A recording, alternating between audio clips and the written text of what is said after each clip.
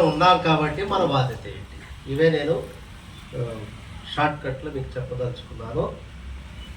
దీని గురించి మాట్లాడండి చాలా టైం తీసుకుంటుంది, కానీ మీకు అర్థమయ్యే విధంగా మీకు అనుసరించే పద్ధతుల్లోనే నేను మాట్లాడతాను. మొట్టమొదటిగా భారత రాజ్యాంగాన్ని మనం అభివర్ణించాలి అంటే, పురుడు పోసుకున్నటువంటి ఒక తల్లి తన బిడ్డని కనడానికి పడేటువంటి ఒక నొప్పి, బాధ, అటువంటి స్థితిలో భారతదేశం ఉన్నప్పుడు, బ్రిటిషు దాస్య శృంఖలాల నుంచి మనల్ని మనం స్వేచ్ఛా జీవితంలోనికి వచ్చినప్పుడు, మనమైతే స్వాతంత్రం పొందుకున్నామని గర్వపడ్డాము, కానీ మరి ఆ తర్వాత ఏం చేయాలి అన్న దగ్గరే ప్రశ్న మొదలైంది.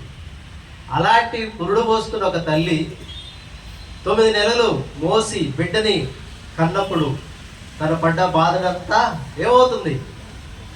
మర్చిపోతుంది. అలాగనే భారత రాజ్యాంగ రూపకల్పనప్పుడు ఎన్నో కష్టాలు అనుభవించినటువంటి మన పెద్దలు, నాయకులు, మేధావులు, మహానుభావులు, అందరికంటే ముఖ్యంగా భారతదేశ ప్రజలు వాళ్ళు అనుభవించినటువంటి కష్టాలు, ఎదుర్కొన్నటువంటి సమస్యలు, వాటన్నిటిని ఛేదించుకోవడానికి ఒక ముఖ్యమైనటువంటి నియమ నిబంధనలతో కూడిన మనల్ని మనం పరిపాలించుకునేటువంటి ఒక రాజ్యాన్ని, మనం సొంతగా నిర్మించుకోదలుచుకున్న ఒక సమాజాన్ని ఏర్పాటు చేసుకోవడానికి ఒక బీజం ఏర్పడింది.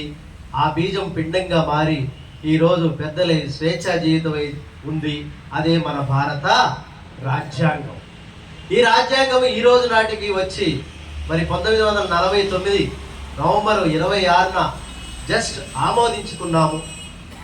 ఈ ఆమోదించుకున్న రాజ్యాంగాన్ని 1950 జనవరి 26న అమలుపరుచుకున్నాము.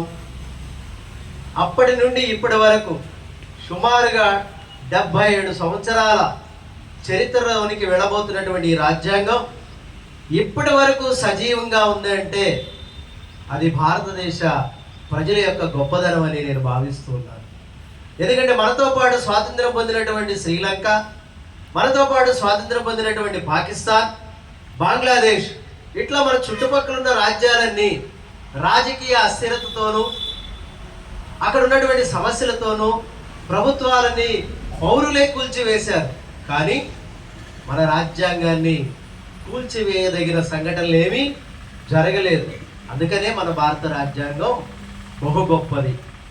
ఇంకా ఎందుకు గొప్పదంటే, దేశంలో కాదు ప్రపంచ చరిత్రలోనే అత్యంత పెద్దదైన లిఖిత రాజ్యాంగం.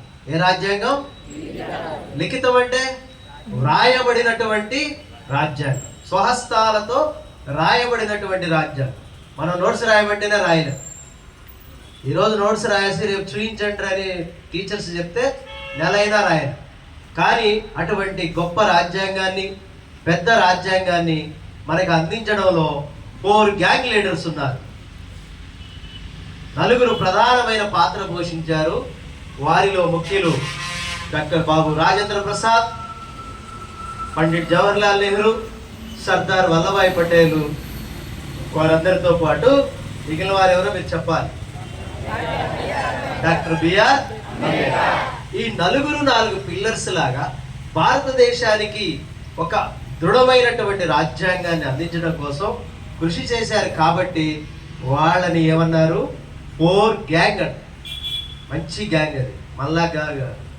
కాబట్టి ఇటువంటి రాజ్యాంగాన్ని ప్రత్యేకంగా ఒక రాజ్యాంగ దినోత్సవంగా ఎందుకు జరుపుకోవాలి అని ప్రశ్నించినప్పుడు, దీనికంటే ముందుగా